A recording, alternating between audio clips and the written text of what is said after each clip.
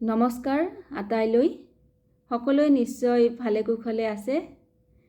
আজি মই আপোনালোকৰ ওচৰলৈ পঞ্চতন্ত্ৰৰ এটা শ্লোক লৈ আহিছোঁ। শ্লোকটো হৈছে উদ্যোগিনং পুৰুষ সিংহম উপৈতি লক্ষ্মী দৈবেন দেয়মিতি কা পুৰুষা বদন্তি দৈবং নিহত্য কুৰু পৌৰুষম আত্মশক্তা যত্নে কৃতে যদি ন সিদ্ধতি কো অত্ৰ দোষঃ। ইয়াৰ অৰ্থ হৈছে যে উদ্যোগী পুৰুষসকলে লক্ষ্মীক লাভ কৰে আৰু কাপুৰুষসকলে সেয়া দৈৱই দিয়া বুলি কয়।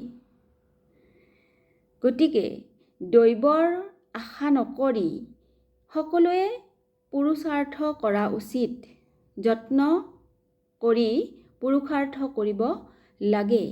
আৰু যদি পুৰুষাৰ্থ কৰাৰ পিছতো লাভ নহয় তেতিয়াহ'লে তাৰ প্ৰতি দুখ কৰি কোনো লাভ নাই, এনেকুৱা বুলি কোৱা হৈছে। গতিকে আমাৰ সংসাৰত এনেকুৱা মানুহ আছেই, আপোনালোকে নিশ্চয় জানে আৰু জনাবচোন এনেকুৱা মানুহ পাইছেনে যে ভাগ্যৰ যদি কোনোবাই কষ্ট কৰি কিবা এটা লাভ কৰে তেতিয়াহ'লে পিছত বহুতে কয় যে সেয়াই ভাগ্যৰ বলত পাইছে। গতিকে এনেকুৱা কিন্তু নহয়। কৰ্ম 95% আৰু ভাগ্য হৈছে 5%। আপোনালোকে এনেকুৱা ভাবেনে? জনাবচোন। ধন্যবাদ।